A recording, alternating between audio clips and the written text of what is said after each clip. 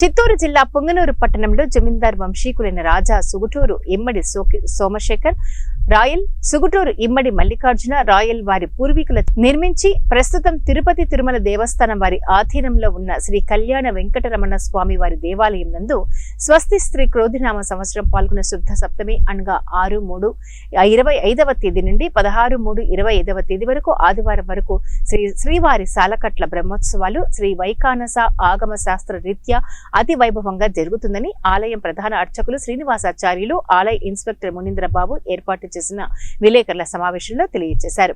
భక్తులు టీటీడీ ఆధ్వర్యంలో నిర్వహించే బ్రహ్మోత్సవాలలో పాల్గొని స్వామివారి కృపకు పాత్రలు కాగలరని కోరారు.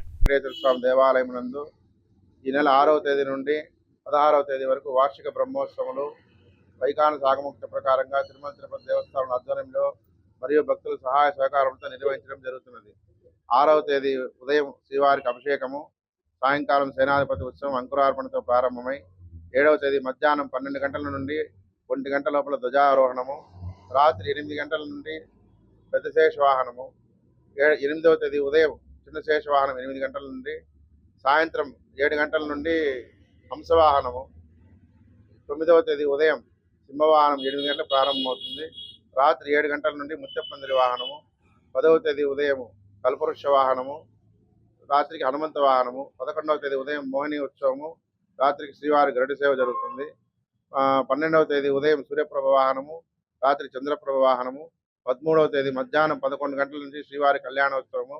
ఈ కళ్యాణోత్సవం సామూహికంగా నిర్వహించబడుతుంది. పాల్గొనదలిచిన వారు దేవాలయం నుండి వచ్చి పాల్గొనవచ్చును. మరియు రాత్రి గజవాహనము 14వ తేదీ ఉదయం 8 గంటల నుండి 1 గంట వరకు శ్రీవారి రథోత్సవం జరుగుతుంది. రాత్రికి 7 గంటలకు అశ్వవాహనం జరుగుతుంది. 15వ తేదీ ఉదయం 10 గంటలకు చక్రస్థానం మన దేవాలయం నందు నిర్వహిస్తున్నాము. తర్వాత